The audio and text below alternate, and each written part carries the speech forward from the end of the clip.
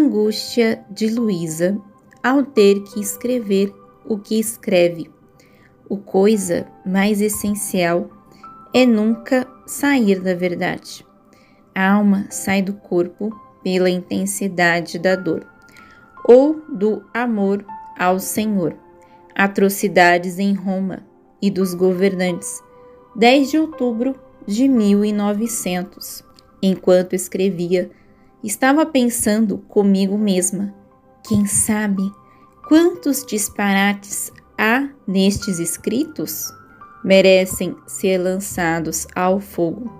Se a obediência me permitisse, eu o faria, porque sinto como um obstáculo na alma, especialmente se chegassem à vista de alguma pessoa.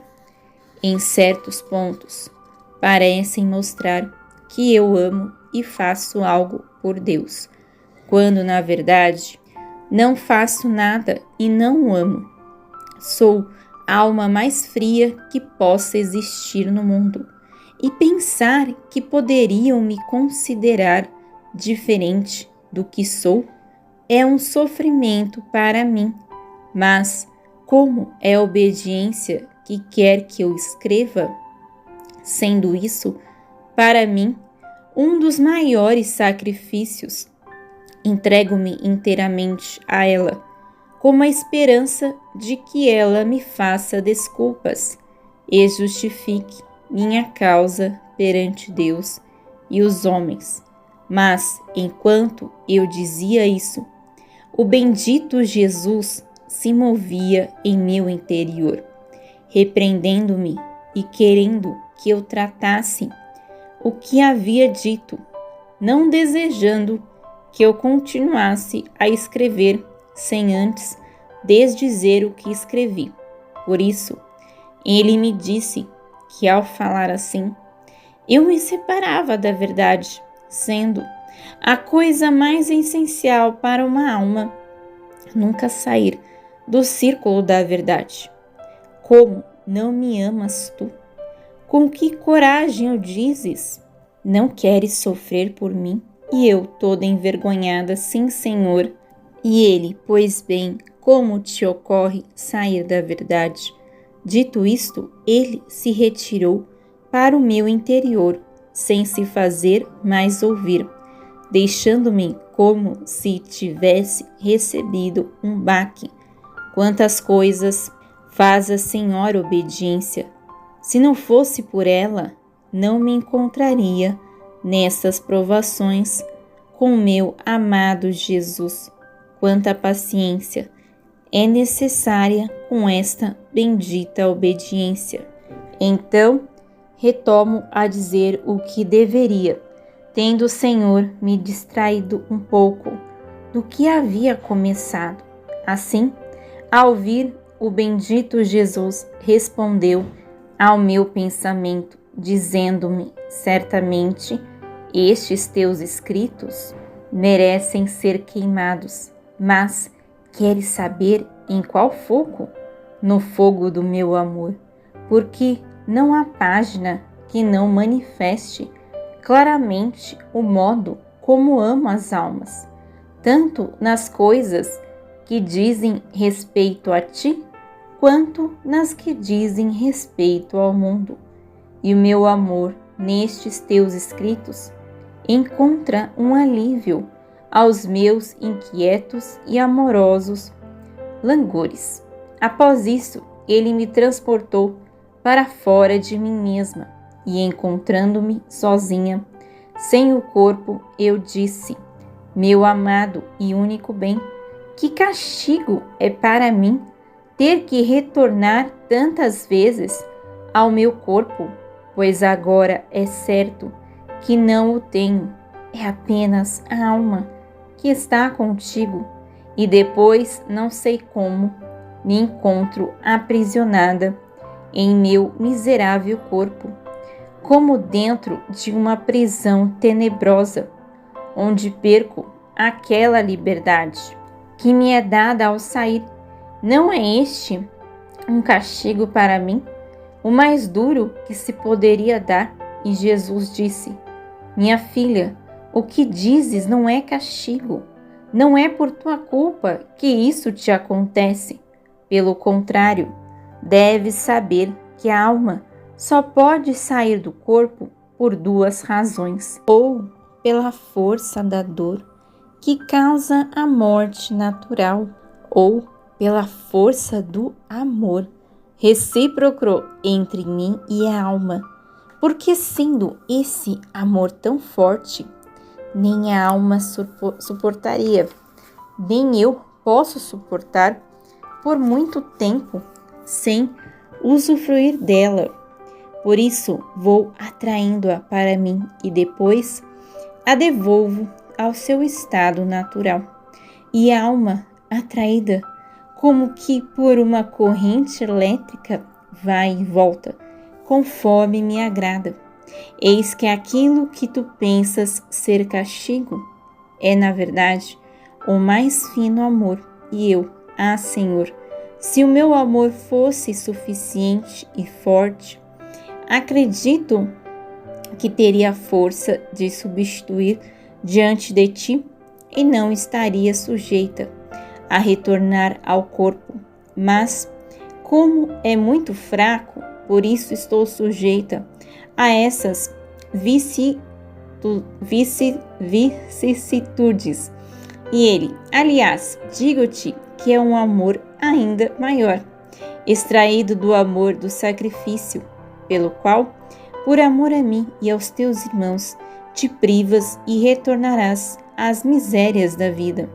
Após isso, o bendito Jesus me transportou a uma cidade onde tantos eram os pecados cometidos, que uma neblina desencima e fétida se elevava ao céu, e do céu descia outra neblina espessa, na qual estavam condensados tantos castigos que pareciam suficientes para exterminar essa cidade. Por isso eu digo: Senhor, onde estamos? Que lugar é este? E ele: aqui é Roma, onde são tantas as abominações que se cometem, não apenas pelos seculares, mas também pelos religiosos, que merecem que essa névoa os termine de cegar, trazendo-lhes o merecido extermínio. Num instante vi o massacre que acontecia, e parecia que o Vaticano também recebia parte dos abalos. Nem mesmo os sacerdotes eram poupados. Por isso, toda consternada, eu disse: meu Senhor, poupa tua cidade predileta. Tanto os ministros teus, o Papa, com quanto gosto eu me ofereço para sofrer seus tormentos, contanto que os poupes. E Jesus, comovido, disse-me: vem comigo e te mostrarei até onde chega a malícia humana. E me transportou para dentro de um palácio. Em uma sala secreta estavam 5 ou 6 deputados que diziam entre si: então nos renderemos quando tivermos destruído os cristãos.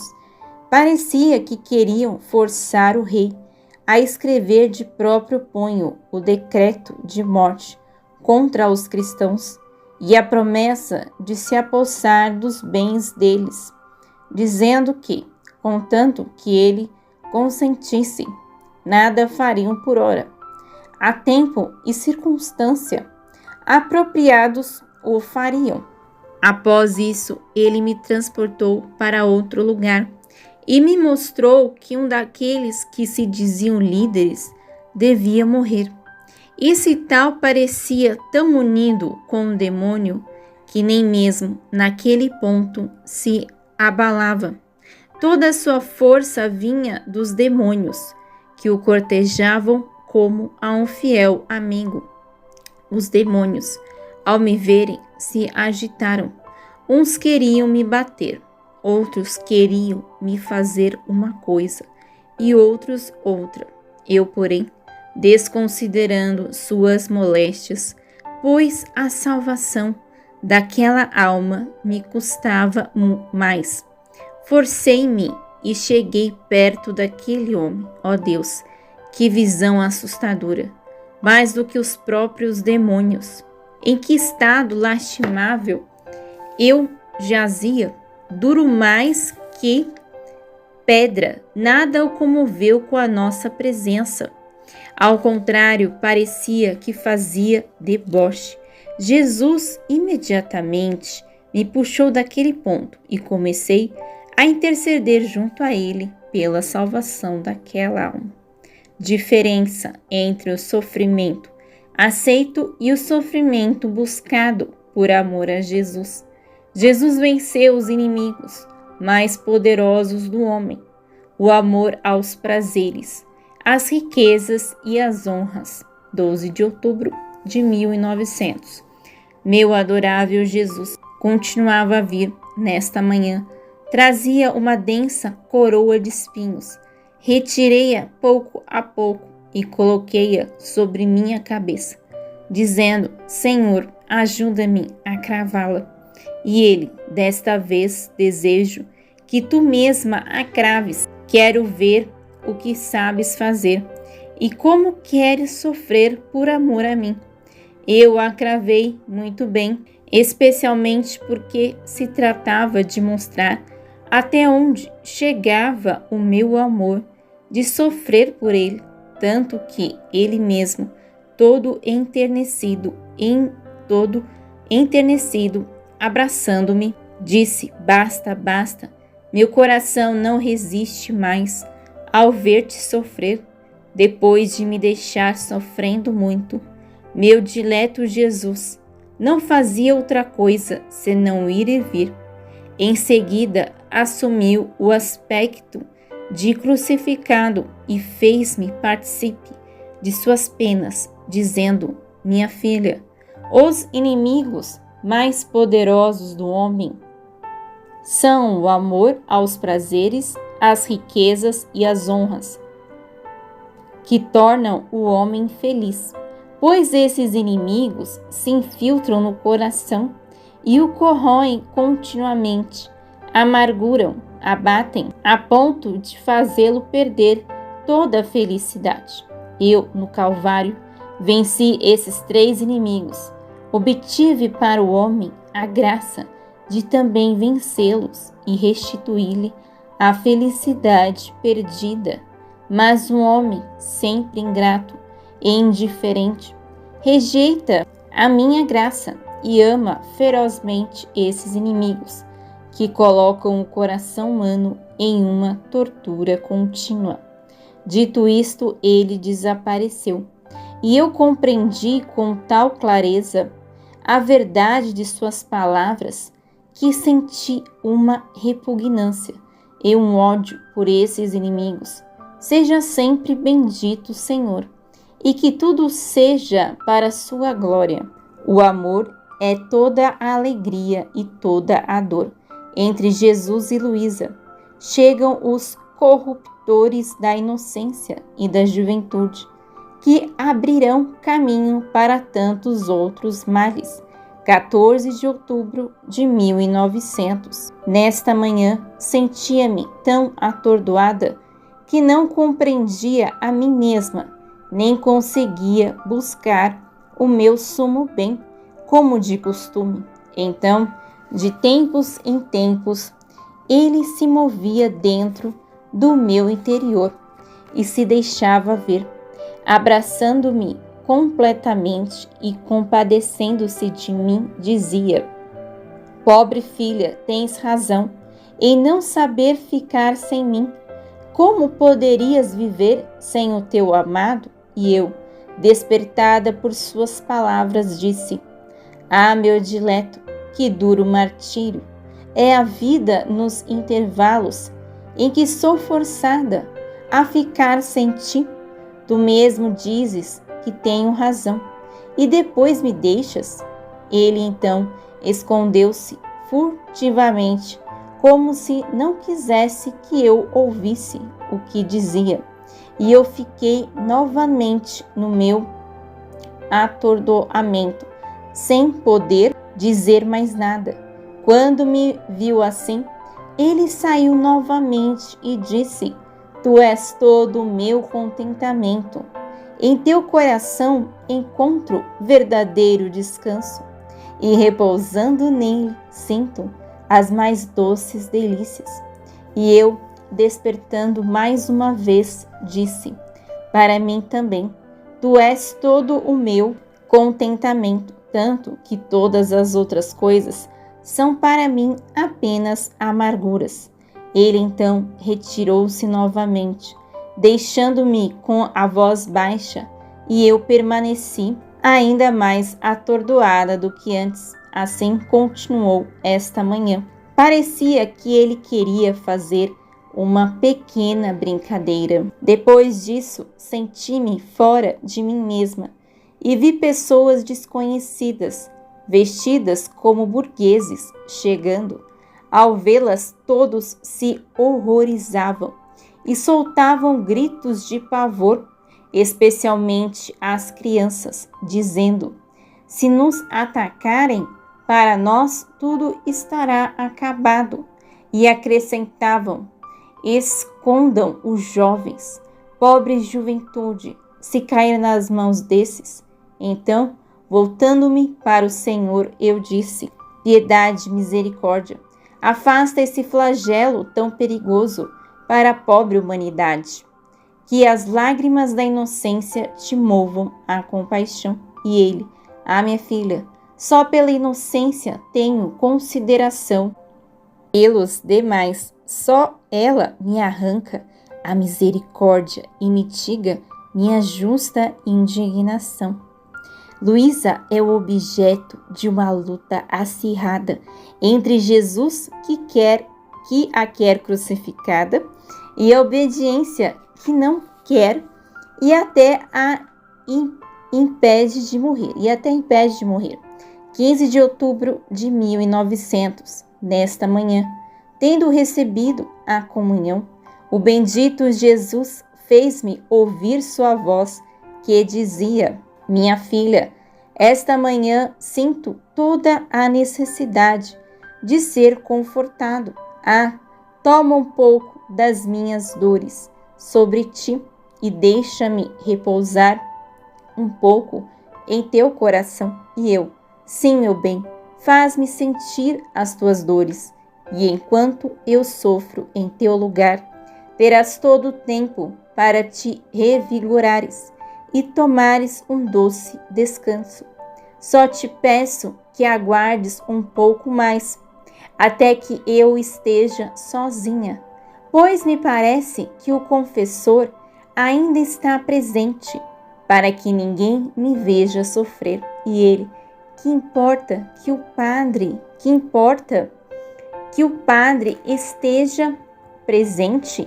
Não seria melhor que, em vez de ter um que me console, eu tivesse dois, ou seja, tu sofrendo e ele colaborando comigo com a mesma intenção?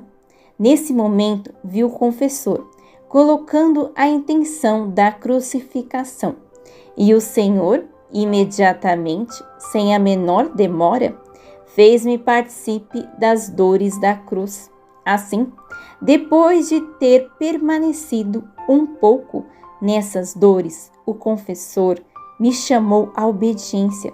Jesus se retirou e eu procurava me submeter àquele que me ordenava.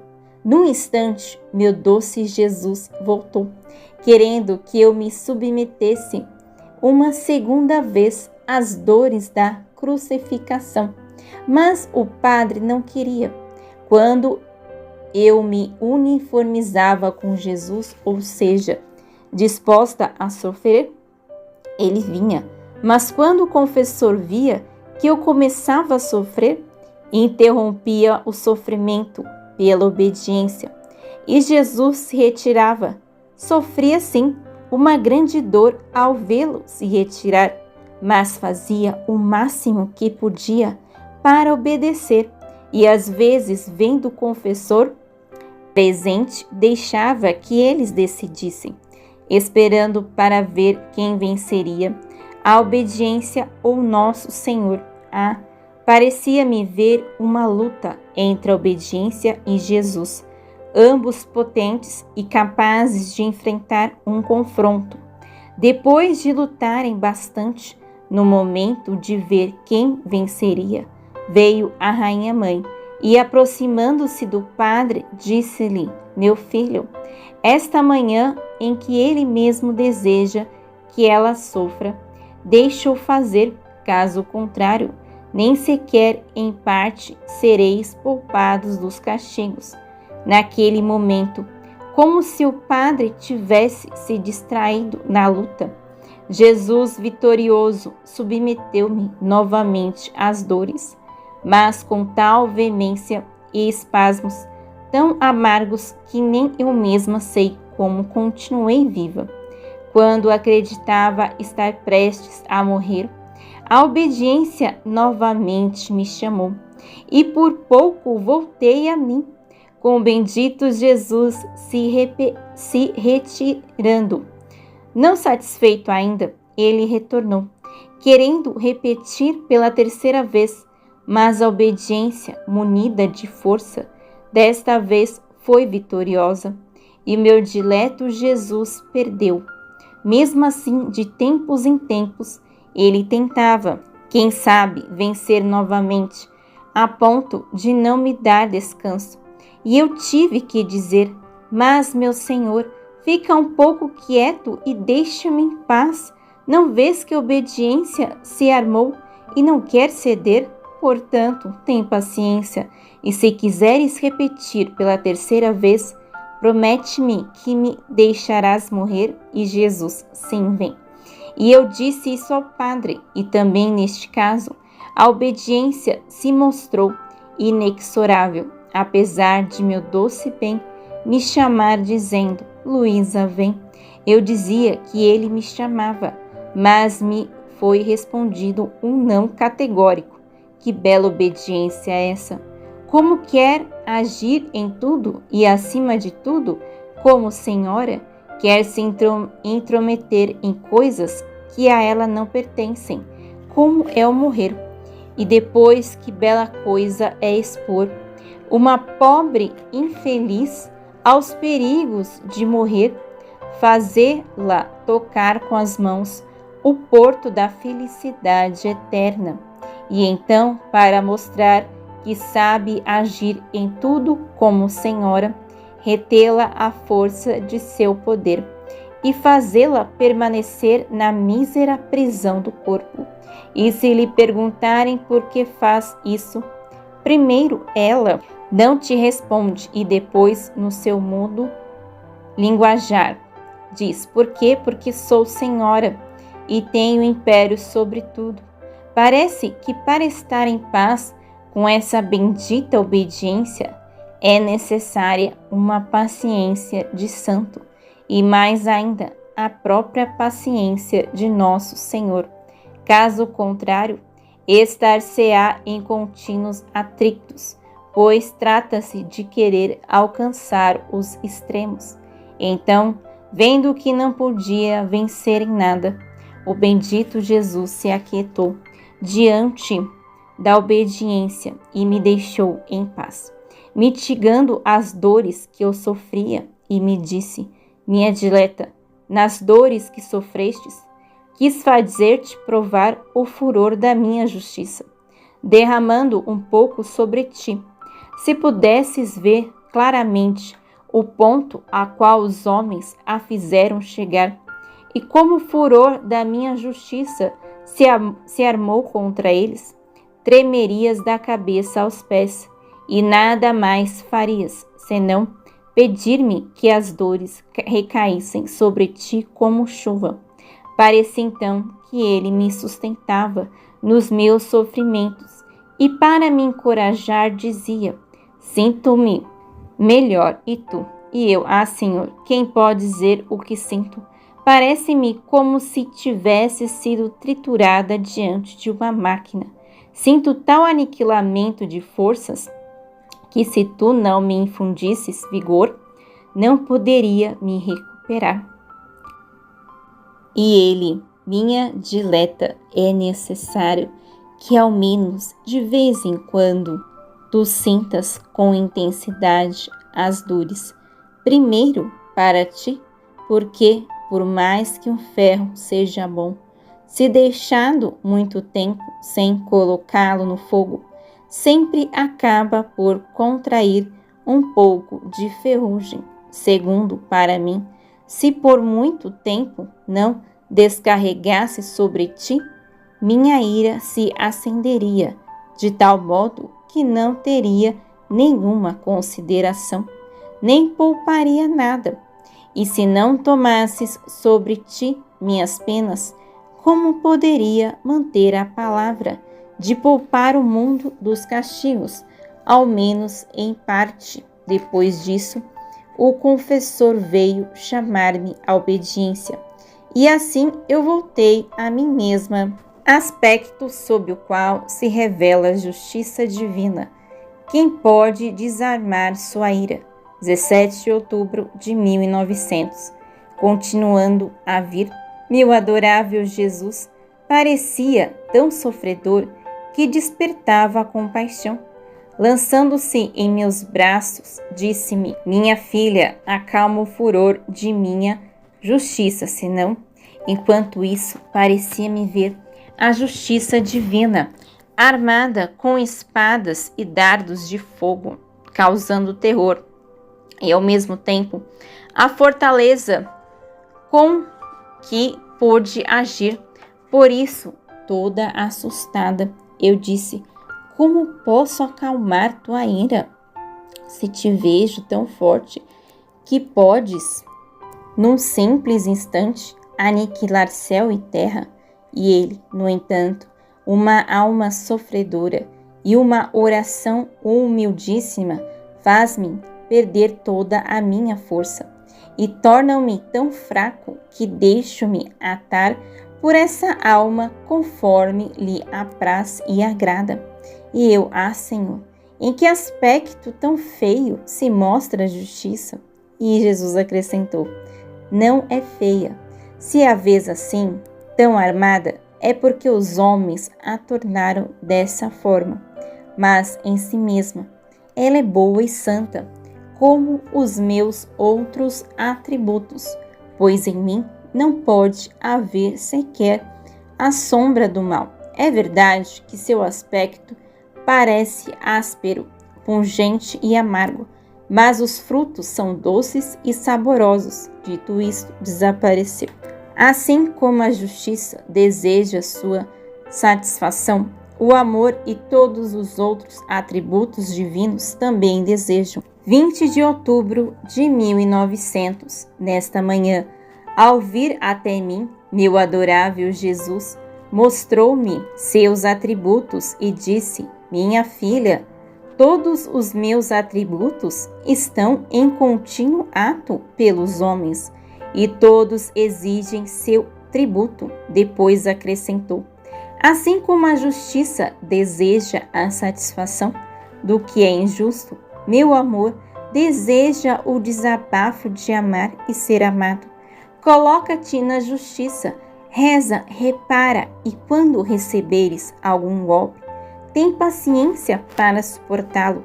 Depois entra no meu amor e dai-me o desabafo do amor. Caso contrário, eu ficaria defraudado no amor, como agora, em que sinto toda a necessidade de dar vazão ao meu amor reprimido.